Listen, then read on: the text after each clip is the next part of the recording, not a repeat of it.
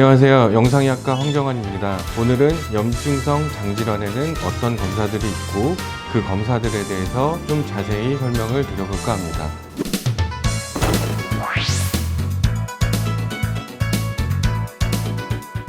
염증성 장질환은 말 그대로 염증성 그리고 장질환 두 가지 단어가 합쳐진 병명입니다. 장애에 발생하는 원인 불명의 만성적인 염증을 뜻하며 통상적으로는 특발성 염증성 장질환인 궤양성 대장염과 크론병을 지칭을 하지만 우리나라에는 비교적 흔한 베체트 장염도 이에 속한다고 할 수 있겠습니다.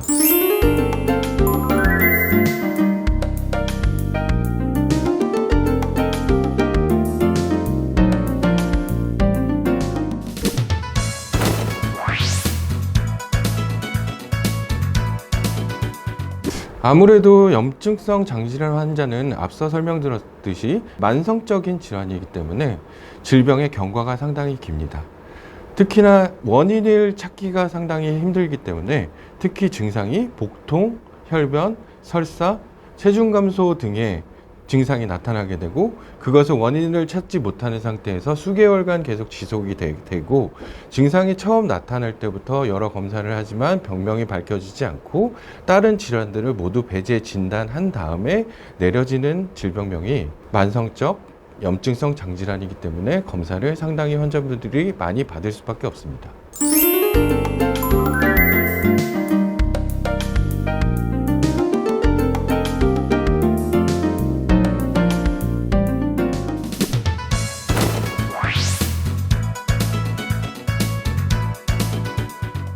보통 영상의학과에서 하는 검사를 먼저 떠올려 보면은 엑스레이나 CT를 가장 많이 떠올리실 겁니다.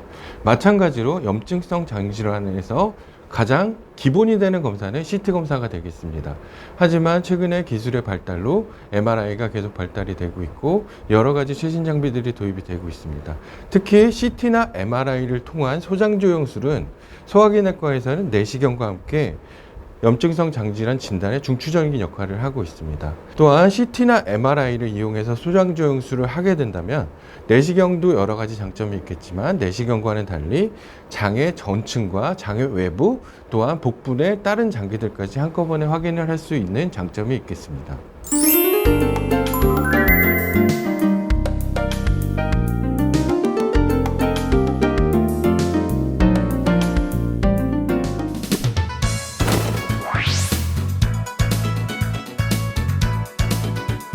네, 일반적인 CT나 MRI와는 다르게 소장을 직접 조영을 해서 즉 조영세를 넣어서 볼 수 있는 MR 조영술과 CT 소장 조영술이 있겠습니다. 그 중에서도 오늘은 MR 소장 조영술에 대해서 설명을 좀 드려볼까 합니다.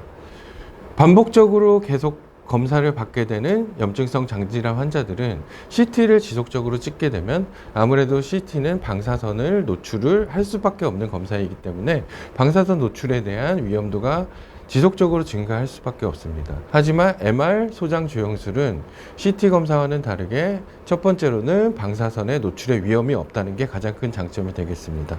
또한 CT 검사와 비교하여서 평가에 사용할 수 있는 보다 다양한 소견들, 즉 장벽의 침범이라든지 아니면 장의 어디를 침범했는지 그런 것들을 자세하게 볼 수 있는 검사이고 염증 활동도에 평가를 할 수 있기 때문에 MR 소장 조영술은 상당히 도움이 되는 검사라고 할 수 있겠습니다.